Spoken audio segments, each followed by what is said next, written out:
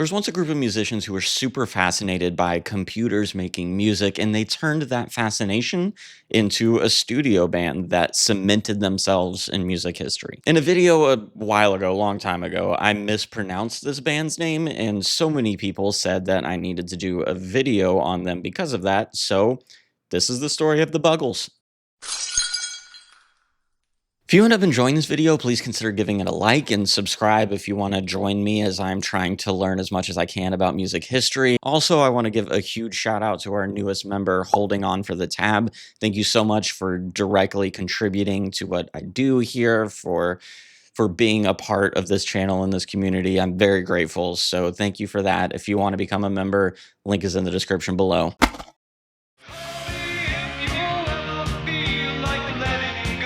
Trevor Horn was born in 1949 in Durham, England, and he grew up surrounded by music. Trevor was the second of four children, and they lived next to a large dairy farm where his father worked when he wasn't playing bass in Joe Clark's dance band. Apparently, his father's marriage caused a stir in their family. His dad was 33, and his mother was 20 when they got married, but she came from a mining family, and I guess that was too low class for his dad's family. Trevor said, "Growing up, I saw my mother's family all the time, but I don't think I saw a horn once for 15 years. Trevor loved records as a kid. The first one he remembered having was Audie Murphy singing The Last Roundup, which is a really sad song about death, but he said he didn't really know or care about the meaning behind the lyrics. It was more just about the tune. And then in school, he started getting more into playing music. His class, like I'm sure so many other classes throughout history, were given the little recorders to try and learn how to play an instrument. The rest of his class really struggled to figure it out, but he got it right away, and he went home one night and came back the next day and could play the recorder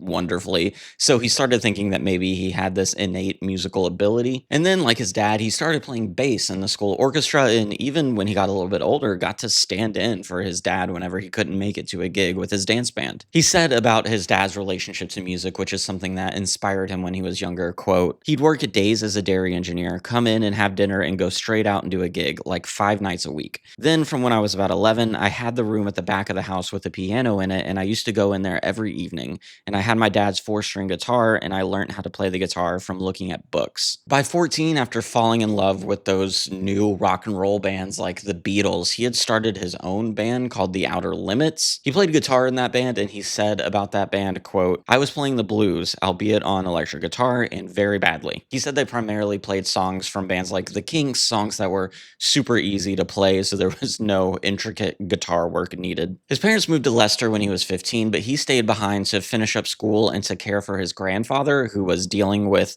complications from scoliosis, but eventually he would move with his parents and join his parents in Leicester. Despite all of that and his dad's job as a semi-professional musician, he said that his parents were horrified when he told them he wanted to go into music professionally. He was training to be an accountant because he was good at math, and that's a much more stable career path, but he kept getting fired from any job that he got. When he told his parents that he had officially decided on music, they begged him to try accounting one more time. Apparently, he woke them up at 4 a.m. to tell them this, so it was just kind of this confusing moment for them. So I don't know how seriously we should take their reactions, but it made an impact on Trevor. So anyway, after they begged him to try accounting one more time, he got another job but got fired pretty quickly. And then he found a job as a bassist and decided that he was going to pursue that. Apparently, his dad told him that he didn't know what he was getting into and that he wasn't good enough to actually make it as a musician, which Trevor later said that his dad was completely correct about that. When he was around 19 years old, he had been playing in these local dance bands and in these clubs, and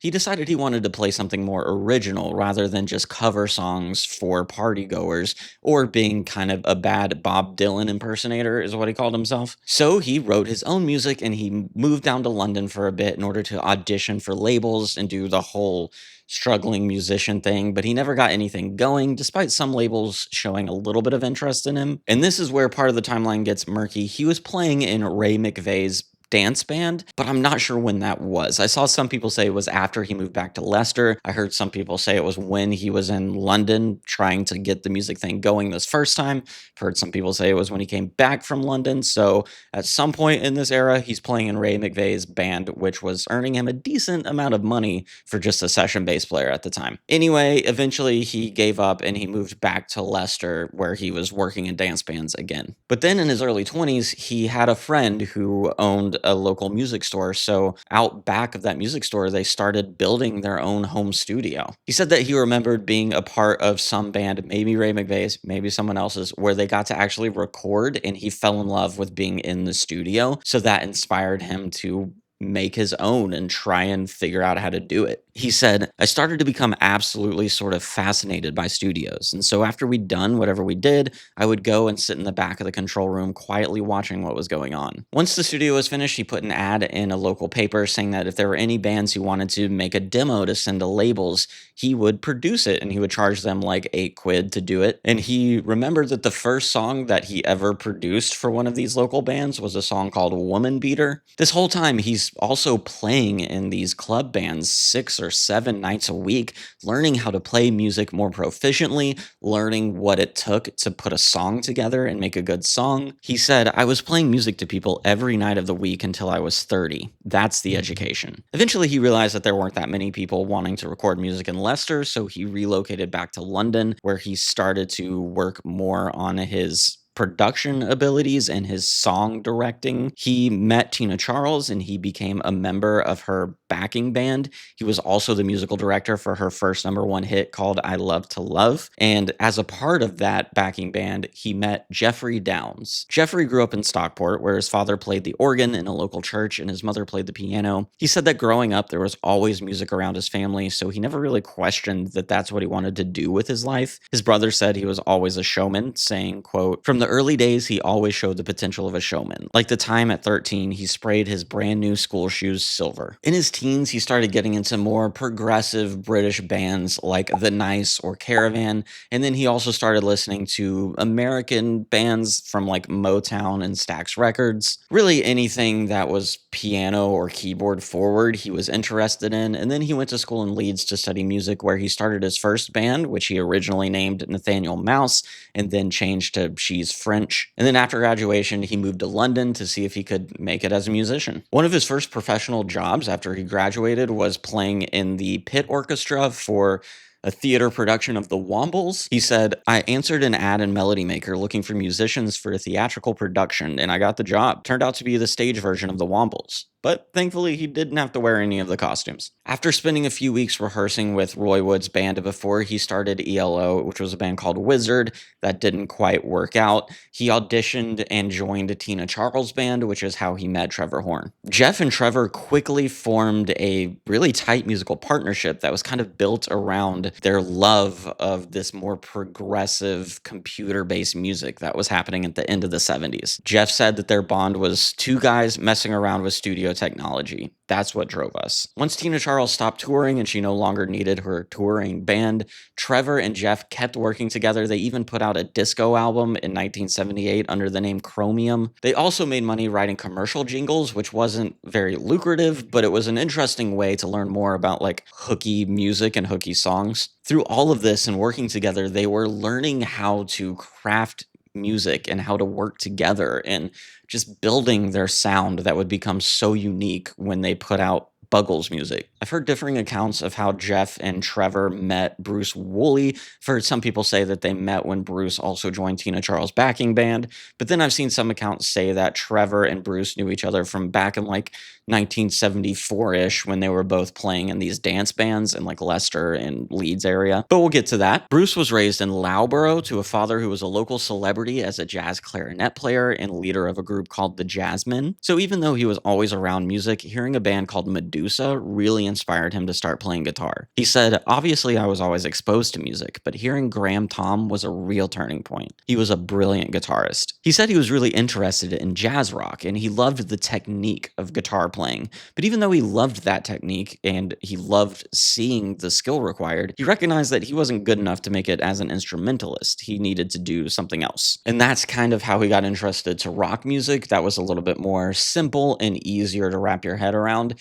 And then he started playing in dance bands that he said was kind of a crazy experience. The band leader would go to a record store on Monday, pick up all the new singles, give them to the band on like Tuesday or Wednesday. The band would then learn how to play all of them by Thursday so that that weekend their dance club could have all of the new songs in be like the most popular that weekend. And then he said that that's how he met Trevor. They were both playing in these dance hall bands around the same area before they both moved to London. I can't find anywhere that he says that he met the other guys through playing in the Tina Charles band, though they did all play together. He said that he met Jeff in a publisher's office through Trevor before they started playing together. So I'm not sure exactly how they all came together, but I think they all kind of knew each other and were around the same circles and then just ended up in the Tina Charles band together. But Trevor gave a slightly different account of how all the guys met. He said that he was dating Tina Charles and he was tasked with putting together her live band. He said, quote, "Jeff Downs was the 14th keyboard player I auditioned.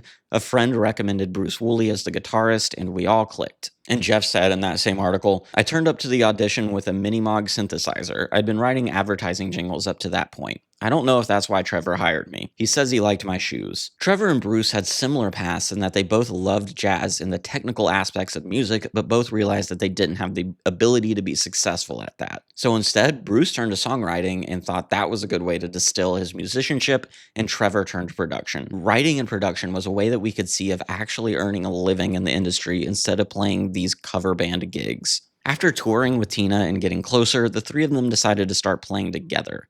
They formed a band with a drummer that broke up pretty quickly, but stayed in touch and kept writing and playing together. Of course, while this was happening around 76 and 77 is when the punk revolution was getting started in the UK and in London, and Trevor said that they were never all that interested in punk music. I think a part of that is because they were just older. Punk was for the teenagers, it was for the young people, and they, while not old, they were still mid to late 20s, so it was kind of like a step removed from them, but also they were very enamored with the musicianship side of playing music, of the technical aspects of guitar playing, this think jazz music and the very intricate guitar patterns, and that's just not punk. Punk is the idea that anyone can play music and it doesn't actually have to sound good. You don't have to be this like guitar god to make music. Anyone can do it. And that's opposed to what Trevor, Jeff, and Bruce were really into at the time. But Trevor said that this punk music revolution did give him a new perspective on making music. He said, "In the 70s, there were rock gods. Elton John, Rod Stewart, everyone sounded fabulous. Everyone could sing really well, and it was daunting. Then the punk thing happened, and I thought, if people will listen to that, what am I afraid of? I can do anything." And now we get to another confusing point where there are several different stories and ideas about how and why the band started. I think all of them probably have some kernel of truth to it,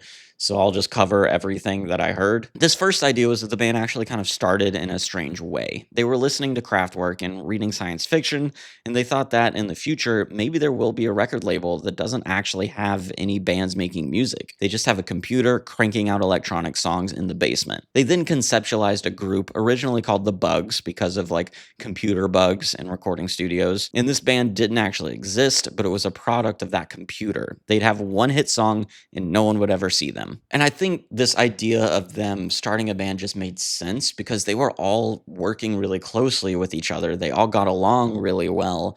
And they were all interested in these new sounds and these new strange things happening with music and recording. Trevor said, "We could all feel that a lot of new technology was coming. We knew because we had heard Kraftwerk's The Man Machine. To me, The Man Machine was about 20 times more exciting than punk rock. Punk rock was just badly recorded rock." So they're listening to The Man Machine. They're seeing all of these synthesizers and this new stuff coming out, and it's just really interesting to them. So of course they're going to try and put something together based around that. And in 1977, they officially started the band, changing the name to the Buggles after I heard someone say that Trevor said that this band is never going to be as big as the Beatles. So Jeff suggested changing it to the Buggles as kind of like a play on that. I don't think Trevor ever claimed to be the one who said they wouldn't be as big as the Beatles. He said it was just this like offhand comment someone made.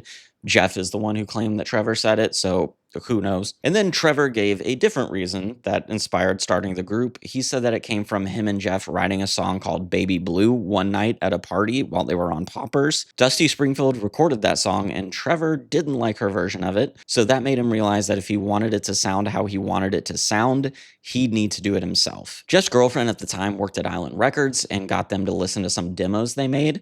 Island Records wanted to sign them, so according to Jeff, suddenly they wanted to sign us as producers, artists, and writers. We went from nothing to this terrific deal.